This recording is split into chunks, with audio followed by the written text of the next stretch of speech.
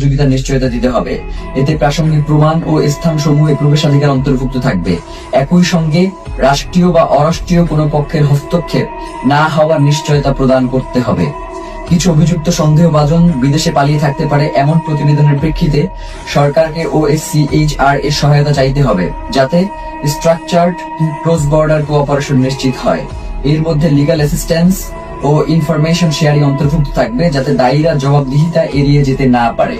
মূল কথা হচ্ছে, শহীদ ওসমান হাদির হত্যার তদন্ত জাতিসংঘের অধীনেই হইতে হবে এবং এই তদন্ত কাজ যাতে কোনো ধরনের বাধাগ্রস্ত না হয়, সকল ধরনের সহযোগিতা এই রাষ্ট্রের পক্ষ থেকে নিশ্চিত করতে হবে।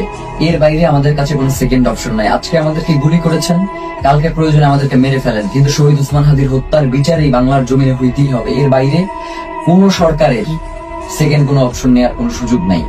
প্রিয় ভাইয়েরা, আপনাদেরকে বলি, এই যে আজকে আমাদের উপরে যে ন্যাক্কারজনক হামলা হয়েছে, এই ন্যাক্কারজনক হামলার পিছনে কারা রয়েছে, কারা আমাদের উপরে অতি উৎসাহী হয়ে আক্রমণ করেছে এবং আমাদের ভাই বোনদেরকে, মানে একটা মানুষকে আসলে কতটা বাড়ি দেয়া যায় লাঠি দিয়ে, আমরা এটা প্রশাসনের কাছে জানতে চাই। একজন মানুষকে আমি ভিডিওতে দেখেছি 30 থেকে 32টা বাড়ি দিয়েছে। যতক্ষণ পর্যন্ত সে ওইখান থেকে নিরাপদ দূরত্বে না যাইতে পারছে, ততক্ষণ পর্যন্ত একজনের পরে আরেকজন তাকে আঘাত করতেই ছিল।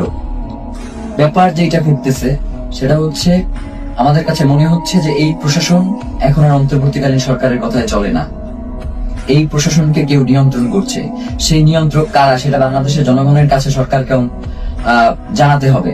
নয়তো এই সরকারের অবশ্যই দায় থেকে যাবে যে কারা জুলাই জনতার উপরে এই আক্রমণটা করলো। তারা শহীদ ওসমান হাদিকে হত্যা করতে পারে নাই। শহীদ ওসমান হাদির হত্যার বিচারের দাবি যদিও জানানো না যায়, তাহলে তো এই রাষ্ট্র সামনে ফাংশন করবে না।